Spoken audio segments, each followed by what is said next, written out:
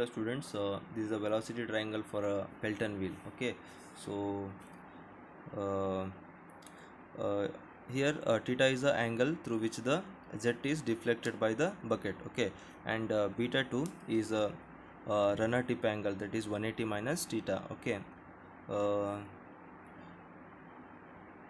Vr is a relative velocity. Okay, so as you can see from this figure, the inlet and outlet velocity triangles, right? That is top part is inlet velocity triangle and bottom part is outlet velocity triangle. Okay, so since the angle of entrance of the jet is 0, the inlet velocity triangle collapses to straight line, right? So the tangential component of the absolute velocity at the inlet, that is vu1, is equals to v1, and the relative velocity uh, of the at the inlet, that is vr1, which is equals to v1 minus u. Okay, so next we move on to working properties of Pelton wheel. Okay, so before solving the problems on Pelton wheel, we must go through properties of working properties.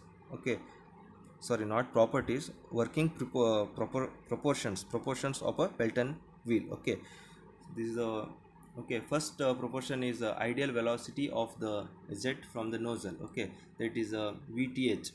Okay, so this formula is, you already know, V is equals to square root of 2gh, right? So actual velocity of the jet V1 is equals to CV into square root of 2gh, where CV is a coefficient of velocity for a nozzle. It has a range of 0.97 to 0.99, right?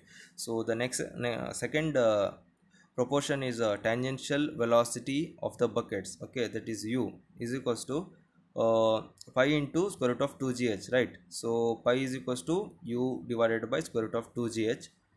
uh, so pi is a speed ratio. Okay, it has a range of 0.43 to 0.48. Okay, so the third proportion is least diameter of the jet, that is small d. Okay, so the total discharge qt is equals to n into pi d square divided by 4, right? So v1 is equals to n into pi into d square divided by 4, so into cv into square root of 2gh, right? So n is equals to number of jets, that is nozzles. Okay, so the fourth proportion is mean diameter or pitch diameter of the buckets or a runner, that is caps d. Okay, so here tangential velocity u is equals to caps u is equals to pi d n divided by 60, right? So d we want here, d is equals to u into 60 divided by pi into n. Okay, so you will get small caps d. Okay, and that is mean diameter. The last one is number of buckets required, that is z. Okay, so it is a ratio of mean diameter of the buckets to the diameter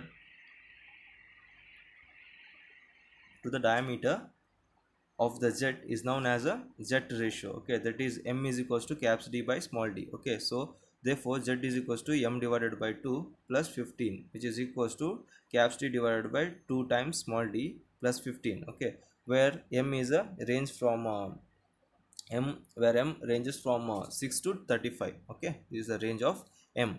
Okay, that is a jet ratio. Thank you.